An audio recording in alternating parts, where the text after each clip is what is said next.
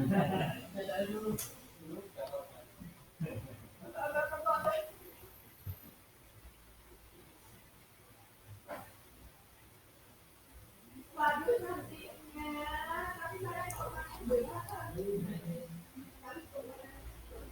Assalamualaikum warahmatullahi wabarakatuh.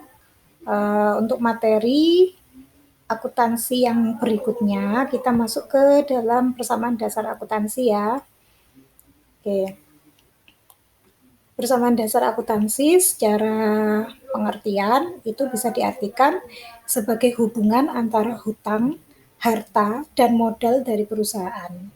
Jadi inti atau tujuan dari persamaan dasar akuntansi ini dia ingin menyamakan aset perusahaan dengan kewajibannya atau utang perusahaan dan juga modalnya atau ekuitas perusahaan. Makanya kalau secara rumus nanti persamaan dasar akuntansi itu akan terlihat seperti yang di layar. Harta perusahaan itu harus sama dengan utang ditambah modalnya. Untuk yang sederhana, misalnya sebuah perusahaan itu tidak punya hutang, maka persamaan dasar akuntansinya akan sama dengan harta sama dengan modal.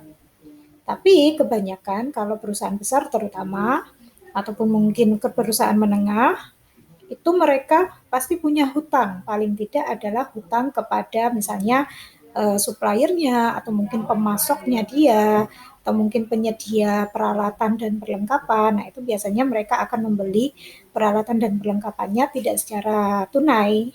Mereka belinya secara kredit, maka mereka punya hutang. Nah, makanya persamaan dasar akuntansinya akan menjadi harta sama dengan utang plus modal. Berikutnya, apa saja yang masuk kategori harta perusahaan? Nah, sudah saya bagi menjadi dua. Harta itu diklasifikasikan menjadi yang pertama adalah harta lancar, yang kedua adalah harta tetap. Harta lancar di sini adalah harta yang istilahnya dia keluar masuk perusahaan itu bisa secara cepat, atau dalam artian setiap hari itu bisa harta itu bertambah maupun berkurang. Nah, harta lancar yang pertama itu adalah kas. Kas atau uang tunai ya yang dipegang oleh perusahaan. Kas di sini baik berupa kas yang berwujud uang maupun kas yang ada di bank dalam artian saldo di tabungan. Harta lancar yang kedua adalah piutang. Nah, piutang itu apa? Piutang adalah kalau ada orang utang ke kita, nah itu namanya piutang. Dalam catatannya kalau di perusahaan transaksinya itu pasti selain perusahaan itu memiliki utang ke pihak lain, biasanya pihak lain juga ada yang memiliki utang ke perusahaan. Nah, itu dicatat sebagai piutang perusahaan. Lalu harta lancar yang ketiga adalah perlengkapan. Perlengkapan ini adalah segala sesuatu yang digunakan dalam operasional perusahaan dan barang tersebut itu cepat habis atau masa pakainya ini hanya jangka pendek atau sebentar saja, tidak jangka panjang seperti tahunan dan sebagainya. Contoh dari perlengkapan itu misalnya spidol, pulpen, atau mungkin kertas. Nah, itu adalah perlengkapan perusahaan. Harta lancar yang keempat, nah saya kasih titik-titik di depan itu karena ada beberapa jenis.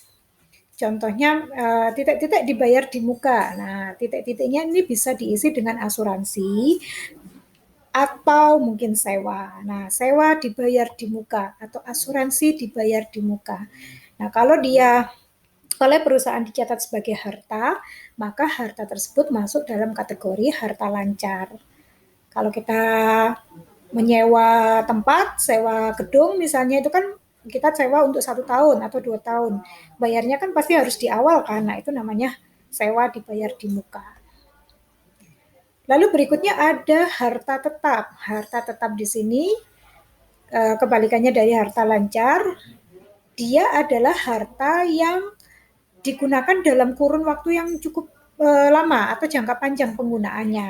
Karena yang masuk kategori harta tetap di sini adalah barang-barang yang memang tidak cepat habis pakainya.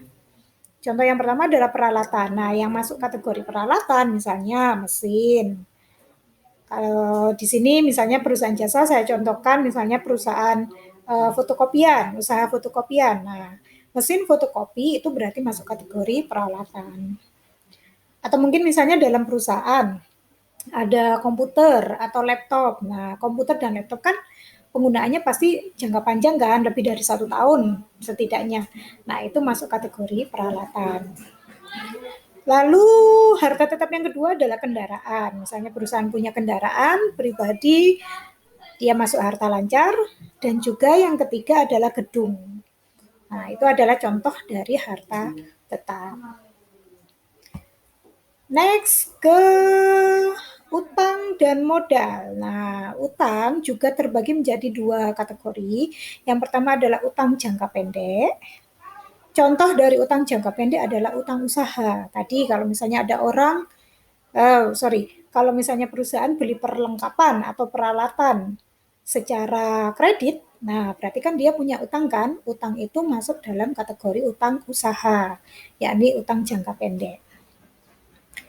Lalu ada juga yang namanya utang jangka panjang. Nah, kalau utang jangka panjang ini berarti kita bayarnya itu eh, dalam tempo atau kurun waktu yang eh, berjangka atau cukup lama. Contohnya yang pertama adalah utang bank ya. Kita punya utang mengajukan pinjaman atau penambahan modal kepada bank misalnya 100 juta dan sebagainya dicicil dalam waktu 5 tahun. Nah, itu berarti masuk kategori utang jangka panjang.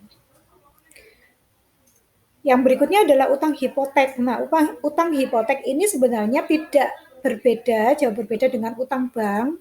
Kita biasanya melakukan utang hipotek itu juga kepada bank, cuman bedanya dengan utang bank biasa adalah kalau utang hipotek itu adalah utang yang jaminannya adalah barang-barang yang tidak bergerak. Contohnya seperti rumah, atau mungkin tanah, atau mungkin villa, dan sebagainya. Nah, itu masuk kategori utang hipotek. Yang terakhir baru modal. Modal ya berarti modalnya perusahaan ya. Nah, dalam modal ini nanti kita kenal ada istilah prive. Prive itu adalah mengambil uang perusahaan namun digunakan untuk keperluan pribadi. Dalam artian uang yang diambil itu tidak digunakan untuk operasional perusahaan. Loh, apa bisa, Bu? Nah, ya bisa. Yang kita contohkan apalagi kalau di sini misalnya perusahaan jasa skala menengah ya. Nah, kalau pemiliknya ngambil uang misalnya untuk dia keperluannya sendiri, maka itu masuk kategori prive-nya. Ya, oke, mungkin sampai di sini dari slide yang saya buat, mungkin kalau misalnya ada pertanyaan atau ada yang kurang jelas, bisa kalian tanyakan secara langsung. Nanti boleh via WA atau di grup. Ya, saya akhiri. Assalamualaikum warahmatullahi wabarakatuh.